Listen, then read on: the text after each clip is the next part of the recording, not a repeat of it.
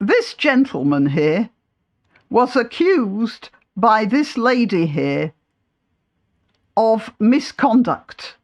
This lady here wrote an email to the principal of the school where this gentleman was employed, accused him of misconduct, and the principal, well, constructively sacked him.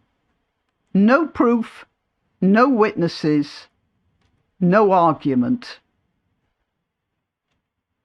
Let's have a look at the two characters involved and see what we think about them. I'm Graniopteryx.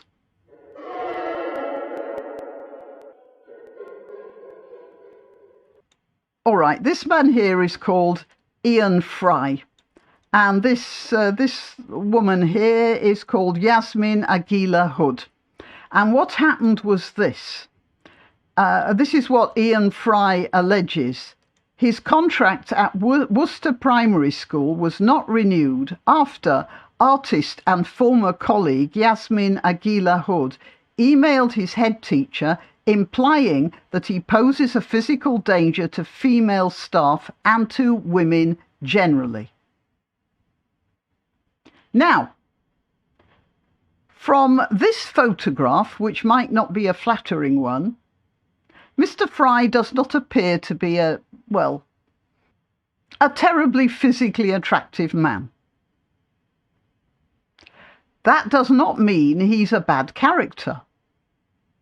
But I am going to suggest that perhaps that has something to do with the accusations levelled to him by this person here, this jolly-looking young woman. And I want to tell you how she describes herself. Miss Aguilar Hood describes herself online as mixed race, queer, neurodivergent. And then she talks about what she actually does. So she defines herself by what she is to begin with, and then by what she does. Whereas most people, I would suggest, would describe themselves as what they do before other things. If I ask somebody, what are you? I wouldn't expect them to tell me they were neurodivergent. I'd expect them to tell me they're a plumber or a doctor or something like that. So this is somebody who sees herself as what she is, and this is how she sees herself. Mixed race. So she's neither black nor white. She's mixed race, which means I assume that she's even more of a minority. And she's queer, that is, she's neither homosexual nor heterosexual, again, another minority, a corner group. And she's neurodivergent. Now, I don't know what she means by neurodivergent. It usually means on some sort of autistic spectrum. But again, if you're on an autistic spectrum, you are part of another sort of minority and a persecuted or a misunderstood minority. So she sees herself mostly as somebody who doesn't really have a place in society and is subject to misunderstandings because of that. That's basically what all of this says. Then she says she's a visual artist. I've no idea what that means. Creative practitioner, I've even less idea what that means. But again, she doesn't define herself in a particular way. She's always sideways. And performer, that is the nearest thing to a single word meaning that I've come across. But of course, she doesn't say what sort of performer.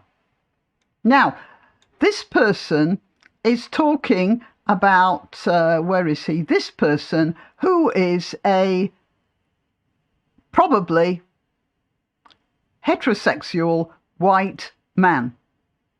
And I'm not entirely sure that that isn't a factor in what she says about him. I can't prove anything, and there's very little proof in the article either.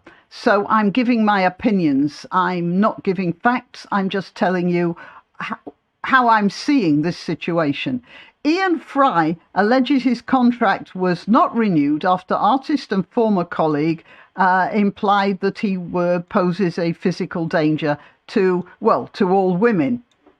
Claiming to be a whistleblower, Ms. Aguilar Hood alleged Mr. Fry had been put on gardening leave in a former job after accusations of, I'm not using that word, misconduct by female members of staff. But did she bring in any allegations when she wrote this letter? Did she give names and addresses? Did she refer the principal to anyone in particular who had made this accusation? No. Miss Aguilar Hood admitted in her email that she had zero evidence. So she wrote something to the principal of this school saying that there was absolutely no proof of what she said, but that she believed that it was true. Mr. Fry, who denies everything she said, is now suing Miss Aguilar Hood at the High Court in London, claiming damages for libel and an injunction to prevent her repeating the statements. Now, you can speculate about why she wrote this, but she was a former work colleague. She has described herself in terms of being an oppressed minority in almost every categorization she can think of. And you may speculate that she just held a grudge against this person. That's what I'm speculating. I'm not saying it's true. I have zero proof of this as well, but I don't define myself as neurodivergent. Now, what I want to know is, if she does have an autism problem, which means she reads situations wrongly, if she does feel aggrieved at being mixed race, and what was the other thing she called herself? Oh, and if she does feel awkward about being queer, then you may imagine she was misreading Mr. Fry in ways that might have made her feel that he was a danger to women, and then she wrote this letter, in which case you can only feel sorry for her. What I want to know is why the principal took her accusations on board with such enthusiasm. Because he was a good primary school teacher. He did very well with the football team, and he's published a book on his experience battling cancer. So he seems like a pretty worthy individual, just in general. And she writes this letter to the principal. I realise that what I'm passing on to you comes with zero evidence, adding that the staff members she mentioned were unlikely to speak up. Well, that's not the point.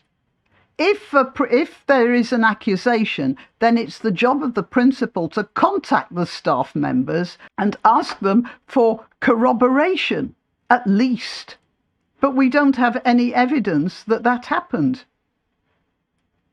And I want to know why Mr. Fry is suing this obviously confused person,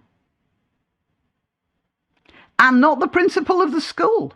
Surely it's the responsibility of the principal of the school to clarify these facts. He asserts that his contract with Northwick Manor was not renewed after the defendant sent this email, and that he has been unable to obtain further employment as a teacher. Now, passing on gossip is, this is a problem, because if you do hear gossip about somebody being a danger to other people in some way or another, are you duty bound to pass it on? Probably you are. But then it is the responsibility of the recipient of this news, of this gossip, to clarify it, not simply to dismiss the person who's being accused. At the trial, the defendant submitted that it was her honest opinion that the claimant posed a risk to women, but she had zero evidence. I'm assuming that the principal of the school is being risk averse, and I'm also assuming that the principal is a woman. I don't know why, it's just a guess I'm making.